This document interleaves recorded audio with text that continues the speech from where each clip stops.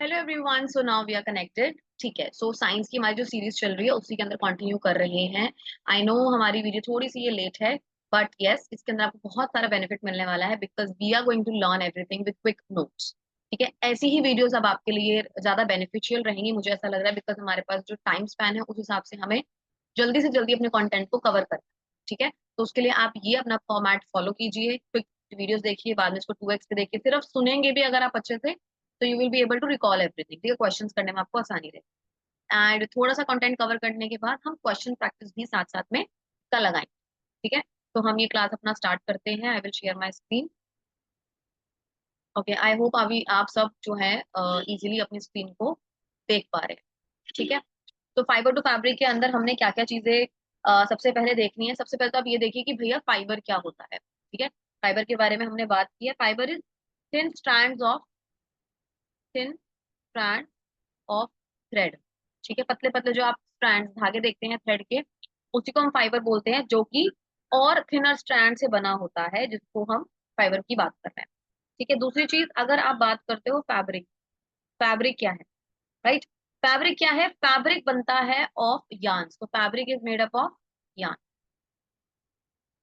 जैसे कि मान लीजिए अभी मैंने ये कुर्ती पहनी हुई है ना, ये कॉटन की कुर्ती है, तो ये फर्दर फाइबर से ही मिलकर बनी है। ठीक है, फाइबर टू फैब्रिक हम बात कर रहे हैं। तो फाइबर और इस फैब्रिक के बीच में एक और टर्म आता है जिसको हम बोलते हैं यार्न। तो फैब्रिक किसका बना हुआ है? Fabric is actually made up of yarn. ठीक है, और ये यार्न ही है जो फाइबर का बना हुआ है। तो वी कैन से, हमें अभी बहुत आसानी से बोल सकते हैं कि आपके पास है फाइबर, बीच में आएगा यार्न, और उससे आपका बनता है फैब्रिक। तो बहुत बेसिक सी चीज है, बट स्टिल हम रिपीट कर रहे हैं। ठीक है, उसके बाद बात कर लेते हैं हम नेक्स्ट टर्म की, क्लासिफिकेशन ऑफ फाइबर्स। ठीक है, क्लासिफिकेशन ऑफ फाइबर। अब फाइबर की क्लासिफिकेशन जब भी आप करोगे, दो ही बातें मेनली ध्यान रखनी, या तो ये नेचुरल होगा या तो ये मैन मेड होगा। ठीक है, इसको हम डिस्कस करेंगे आगे। अब इसके अंदर आप देखिए, हाँ, नेचुरल होगा या मैन मेड होगा। अगर हम बात कर रहे हैं नेचुरल, नेचुरल के अंदर भी या तो मुझे एनिमल से मिल रहा है या फिर मुझे प्लांट से मिल रहा है। अगर मुझे एनिमल से मिल रहा है तो मेरे पास दो आ जाएंगे, वूल आ जाएगा और सिल्क आ जाएगा। तो पहले हम इसी की बात करते हैं। वूल हमें फर्दर किससे मिलता है? फ्लीस ऑफ शीप से मिलता है। ठीक है, शीप के जो बाल होते हैं ना, की बात कर रहे हैं। और कहाँ से मिलता है? हमें ये मिलता है रैबिट से, जो हेयर होते हैं रैबिट के, या फिर कैमल, उससे भी हमें वूल मिलता है। ठीक है, फिर हम बात करते हैं प्लांट की, या हम बात करते हैं वेजिटेबल्स की। इसमें एक और आएगा पहले सिल्क। सिल्क हमें मिलता है cocoon of silkworm, cocoon of silkworm से। इन सब पे क्वेश्चंस पूछे गए हैं। प्लांट्स में बात करें, प्लांट्स के अंदर भी डिफरेंट पार्ट्स होते हैं, जैसे कि जो सीड है, सीड वाले पार्ट से हमें कॉटन मिलता है। ठीक है, कुछ मैं आपको एग्जांपल यहाँ बता रही हूँ। फ्रूट वाले पार्ट से आपको कॉयर मिलता है। ठीक है, देन आपके पास आ जाता है इनर बाग, जो छाल होती है पेड़ की। ठीक है, इनर बाग से हमें जो मिलता है हमें हेम और जूट। ठीक है, तो ये हमारे कुछ नाम है जो कि नेचुरल के अंदर आ जाते हैं। यहीं पे हम डिस्कस करते हैं अब अपना सिंथेटिक। नेचुरल की हमने बात करी, अब अगर हमें सिंथेटिक की बात करनी है, लेट्स टेक अनदर स्लाइड। अगर हमें सिंथेटिक की बात करनी है, सिंथेटिक फाइबर्स कौन सी होती हैं? जो कि मैनमेड होती है। ठीक है, सिंथेटिक फाइबर्स कौन सी होती हैं? जो कि मैनमेड होती हैं।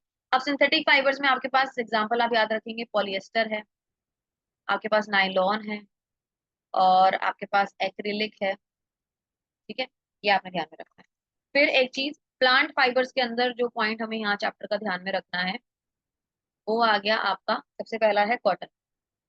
ठीक है, अब कॉटन के अंदर क्या क्या पॉइंट्स याद रखने हैं वो देखते हैं फटाफट से। कॉटन के अंदर आपको जो पॉइंट्स याद में रखने हैं, दैट इज योर, कॉटन हमें मिलता है सबसे बढ़िया, ये ग्रो होता है ब्लैक सॉइल। ठीक है, ये अच्छे से ग्रो होगा वार्म क्लाइमेट। ठीक है, इसके बाद इसकी कॉटन की जो बॉल्स होती हैं वो बर्स्ट जब करेंगे, इसके फ्रूट को हम कॉटन बॉल्स बोलते हैं। ठीक है, और जब ये कॉटन बॉल्स बर्स्ट करती हैं, तब जाके हमें क्या मिलता है? हम कॉटन को पिक कर सकते हैं फ्रॉम दी हैंड। तो cotton can be picked from hand. ठीक है, तो बर्स्ट होने के बाद cotton is picked from hand. इसके बाद एक और पॉइंट यहाँ पे देखने को मिलेगा, फ्रूट्स हो गया, वार्म क्लाइमेट, ब्लैक सॉइल। हाँ, बर्स्ट होगा तो कॉटन फाइबर आपको देखने को मिलेगा, कॉटन फाइबर हमें यहाँ पे देखने को मिल जाता है, तो ये आपने ध्यान में रखना है। ठीक है, इसको एक बार देख लेते हैं। अब जैसे यहाँ पे इस पॉइंट के अंदर मैंने आपको एक चीज बताई थी पहले भी, पहली वाली क्लास के अंदर, कि गिनिंग होती है। अब गिनिंग को अगर बिल्कुल ही सरल भाषा में हमें समझना है, गिनिंग में होता क्या है कि हम अपने सीड को कॉटन से सेपरेट कर रहे हैं with the help of combing, क्योंकि मुझे सिर्फ कॉटन फाइबर चाहिए, मुझे उसी से अब मेरा काम निकाल है ना, उसी से मैंने पूरा आगे फैब्रिक बनाना। तो separating seed from the separating seed from cotton, कैसे? By doing combing. Combing method होता है जो मैंने आपको डायग्राम भी दिखाया था, तो वो करके हम इसको सेपरेट कर रहे हैं और ये हमें मिल जाता है। ठीक है, ऐसी अब बात करेंगे हम जूट की। ठीक है, जूट पे आ जाते हैं हम। चलिए, तो मैं यहाँ से हटा रही हूँ ताकि हमें स्पेस ज्यादा मिले। हाँ, yes। अब बात करेंगे सिर्फ जूट। अब जो जूट है, जूट ऑब्वियसली ये नेचुरल है। ठीक है, ये स्टेम ऑफ जूट प्लांट से मिलता है। ये हुआ एक बात। ठीक है, होता क्या है कि स्टेम को पानी में रखा जाता है फॉर फ्यू डेज। अब आप किसी चीज को पानी में कुछ दिनों के लिए रखोगे तो क्या होगा, वो रॉट हो जाएगी, सड़ जाएगी, इट रॉट्स। और फाइबर को फिर सेपरेट करते हैं by hand, fibre separated by hand. ठीक है, अब उसके बाद ये चीज ये हो गई। अब जूट की अगर हम और बात करें, आगे चलते हैं, और क्या पॉइंट हमें इसके ध्यान में रखने हैं कि ये कहाँ कहाँ ग्रो होता है। ये ग्रो होता है मेनली वेस्ट बंगाल में, बिहार में और असम। ठीक है, तो आपने याद रखना है इसको, यहाँ इसमें से क्वेश्चन बन सकते हैं कहाँ कहाँ इसकी ग्रोथ है मेजर। ठीक है, फिर अगर बात करते हैं और क्या पॉइंट याद रखना है, जब ये अपने फ्लावरिंग स्टेज पे होता है तब इसकी हार्वेस्टिंग होती है, और रेनी सीजन में इसकी कल्टीवेशन की जाती है, वेरी इंपॉर्टेंट। ठीक है, जब रेनी सीजन होता है तब जाके जो है इसकी कल्टीवेशन की जाती है। तो इसमें यही बातें आपको मेजरली क्या रखनी है, ध्यान रखनी है। फिर हमने यहाँ पे एक पॉइंट और मैं डिस्कस कर रही हूँ आपके साथ, वो क्या है, जैसे कि मैं एक एरो बना के कर लेते हैं, जैसे कॉटन बॉल है ना, कॉटन बॉल जो थी आपके पास, उनमें हमने गिनिंग करी जब, तो मुझे फाइबर मिला, मतलब कॉटन मिल गया। उसके बाद उसके अंदर जब हम स्पिनिंग करते हैं, स्पिनिंग की जाती है with the help of natural mate. कौन से हमारे पास टूल थे, हमने बात की थी टकली की, ठीक है, और चरखा की। इसमें से तो डायरेक्ट क्वेश्चन हो सकता है, ये ह्यूमन मतलब हैंड ऑपरेटिंग, हाथ से आप इसको चला सकते हो, अदरवाइज मशीनें भी होती है। इससे मुझे मिल जाएगा यान। ठीक है, अब यान के अलावा अगर मैं चली जाऊं, यान से मुझे फैब्रिक मिलता है दो तरीके से। यान से मुझे फैब्रिक मिलता है दो तरीके से, कौन से हैं वो दो तरीके? तो वो दो तरीके हमारे हैं, या तो हम निटिंग करते हैं या तो हम वीविंग करते हैं। तो आप देखो आगे दो तीन स्लाइड्स के अंदर पूरा चैप्टर कंपाइल हो गया। निटिंग जब हम करते हैं तो वो क्या बोलते हैं, उसके अंदर एक ही धागे का यूज किया जाता है, यानी कि बाय हैंड और मशीन किया जाएगा और एक ही धागे का इसका यूज करके करा जाता है, एक ही बार। जब आप वीविंग करते हो तो उसके अंदर दो सेट ऑफ यान यूज किए जाते हैं, इसके अंदर दो सेट, जैसे हमने डायग्राम में भी देखा था ना, जैसे एक मैट बन जाती है, चटाई जिसको बोलते हैं, तो वो दो सेट ऑफ यान इसमें यूज करके वीविंग की जाएगी। और इसको हम लूम्स पे करते हैं, वीविंग किस पे की जाती है, लूम्स पे करी जाती है, मशीन होती है जिसपे इसको बनाया जाता है। ठीक है, तो ये बस यही बातें ध्यान रखनी है, सिक्स क्लास के इस चैप्टर में से आपको इन यही क्वेश्चंस यहाँ से बन सकते हैं। ठीक है, सेवंथ में एट्थ में जो एडवांसमेंट आई वो मैं तब बताऊँ। अब इसी का हम ले लेते हैं नेक्स्ट चैप्टर। इसका जो अगला चैप्टर है वो है आपका separating material, sorting material into group. ठीक है, क्या नाम है चैप्टर का, वो लिख लेते हैं हम, सॉर्टिंग मटेरियल्स इनटू ग्रुप्स। ठीक है, तो ये चैप्टर का नाम है, इसको मैं हाईलाइट कर देती हूँ। सही, हाईलाइट ऐसे होगा नहीं, पेन ही ले लेते हैं। ठीक है जी, ये हुआ।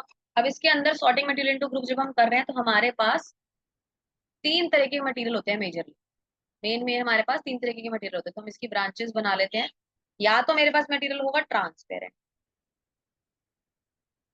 ठीक है, या तो मेरे पास मटेरियल होगा ट्रांसलूसेंट, ये हम पढ़ चुके हैं, या मेरे पास मटेरियल होगा ओपेक।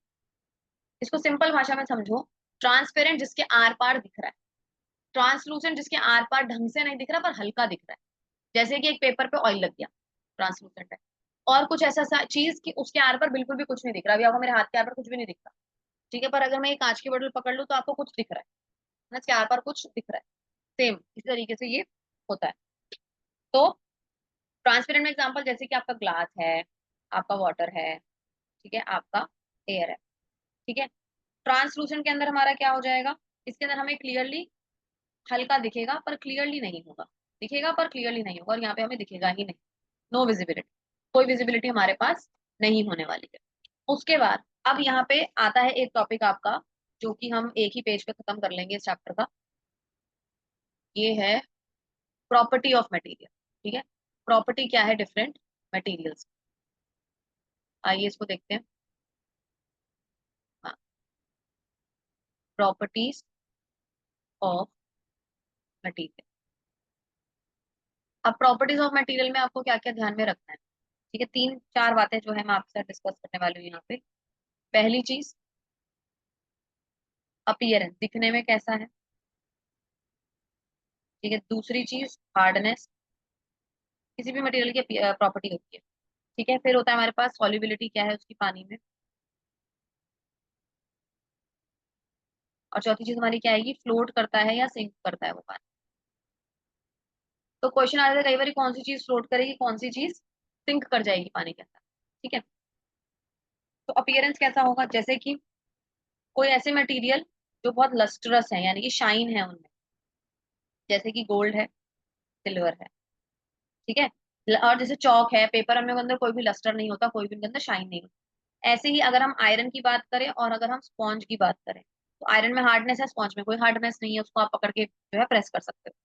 सॉल्युबिलिटी इन वाटर की अगर आप बात करो, तो शुगर और सॉल्ट पानी में सॉल्युबल हो जाते हैं, है ना। वेयर एज अगर हम बात करें सॉ डस्ट की, ठीक है, जो गुड़ का डस्ट होता है बेसिकली वो, या आप पेट्रोल की बात करो, ये पानी में घुलता नहीं है, घुलनशील नहीं है। तो एग्जाम्पल्स कहीं से भी घुमा के क्वेश्चन में आ सकते हैं, क्योंकि एनसीईआरटी के एग्जाम्पल्स हैं और हमें यही फोकस करने हैं, तो हम इन्हीं की बात करें, ठीक है। तो ये चीज इसमें आपको ध्यान में रखनी है।